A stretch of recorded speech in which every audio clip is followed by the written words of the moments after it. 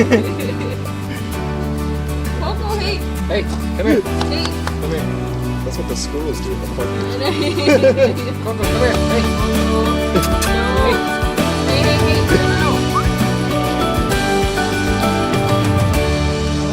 It's gonna be drone flying today. It's like pure clouds and rain everywhere, not a spot of sunlight.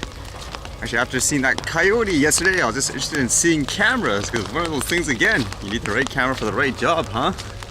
But the first thing I read that was interesting, I guess with that Super Bowl security thing, they're going to ramp it up, and this one says, FBI, drone pilots caught flying in Super Bowl area face fines, jail time.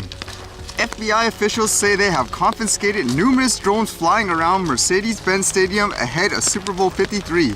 The Federal Aviation Administration has issued a temporary flight restriction in the areas around the stadium and is warning pilots to stay out of the no drone zone.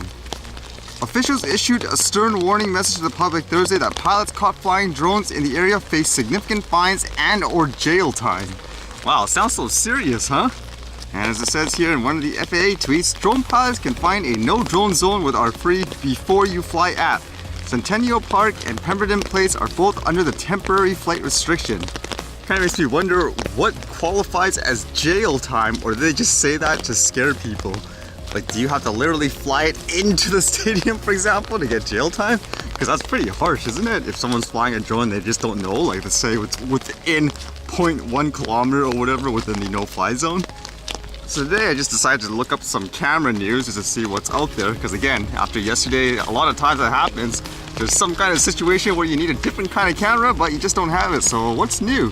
Because I was actually waiting for this here to see what's going to be announced, and this one here says, Panasonic's first full-frame mirrorless cameras are big, expensive beasts. First it was the Nikon Z7, then came the Canon EOS R. And now Panasonic is officially joining the ranks of its full-frame mirrorless camera makers with its brand new Lumix S cameras. So there's apparently two models, a Lumix S1 and S1R, and they're saying here it's not light, it's about 2.25 pounds. I was trying to understand the difference between the two, and apparently the lower end model, the Lumix S1, is better at capturing video, whereas the Lumix S1R is better at capturing photos. Like, just looking at some of the specs that are different, it says the Lumix S1 has a 24.2 MP CMOS sensor, and the Lumix S1R has 47.3 MP CMOS sensor with no low pass filter. So from what I gather, the higher end model, which is the S1R, is meant more for people who want to take the best photos possible. And the other one, the S1, is meant more for people who want to take things like videos. There will be better options for that. I guess an example for the video, like the S1, it says it can record 10-bit video, and the S1R records 8-bit video. Huge price difference, of course. It says the S1's about $2,499 US, and the S1R is $3,699, and that's only for the body only, so that's not including things like the lens apparently. That's a huge investment. I tried to watch video reviews of the camera, and funny enough, almost everyone that published something new, they all say these were like beta cameras, these aren't the final. So they had like an NDA where they couldn't show the thing until the actual, I guess, announcement, which was today.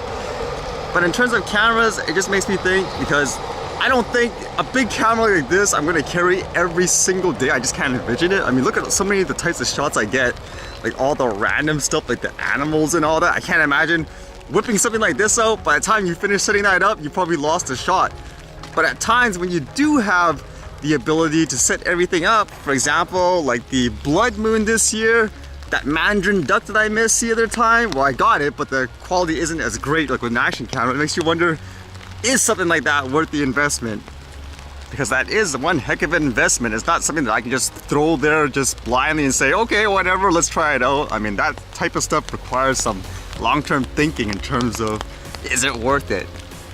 In many cases, I'm thinking something like a point and shoot would still be better, as long as it has the ability to zoom in very well, it's good in low light. Because in many ways, having a huge camera like that, it's almost like seeing those huge red cameras like on film sets and stuff like that. I'm like, okay, it gives you the best quality, but just think of afterwards, like how are you gonna carry that thing around, edit that type of footage that's so high quality and all that? Looking for more opinions, I guess, and there's still a lot of new products that hasn't actually been announced yet.